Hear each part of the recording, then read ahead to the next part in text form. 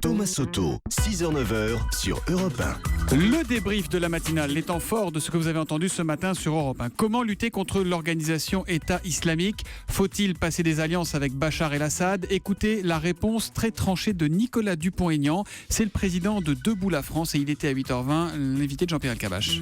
Moi, je pense à l'État islamique qui a frappé en plein Paris. On n'a pas vaincu Hitler sans s'appuyer sur Staline. Il faut arrêter de vouloir atteindre deux cibles à la fois. Ça ne marche pas.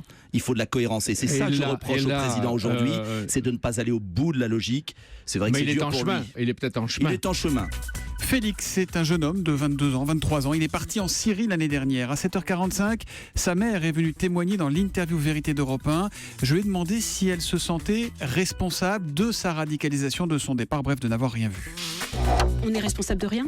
Notre fils aîné nous a dit papa, maman, vous n'avez rien fait. Bien sûr qu'on n'est pas parfait, personne n'est parfait, mais ils ont été plus forts que nous. Quand je dis ils au pluriel, je ne les nomme pas parce que je ne connais pas leur visage. Mais ceux qui l'ont bragadé. Qui sont ces gens ? Vous avez une idée quand même ? Oui. Ce sont des gens qui vivent en France, Bien qui sûr. sont vos voisins ? Absolument, absolument. Ils vivent en France, ils vivent dans mon quartier. Quand je dis mon quartier, c'est pas le quartier au sens de la banlieue à la cité, même s'il y en a aussi. Nous, on vit en zone pavillonnaire, mais ce sont peut-être même parmi ses amis qui ont été payés pour le faire partir, puisqu'on peut les payer jusqu'à 15 000 € par départ. Voilà, énormément de réactions sur Twitter, sur europe1.fr et sur Facebook. Le témoignage de Véronique est disponible en replay sur notre site europe1.fr. Puis je vous redonne également le numéro de téléphone gratuit anti-radicalisation 0800 00 56 96. Là encore, on le met sur notre site. Des poules de Dordogne abattues pour cause de grippe aviaire. Mais que risque-t-on, nous, êtres humains ? Voici la réponse et les conseils du docteur Kierzek. C'était à 7h-5, la question santé.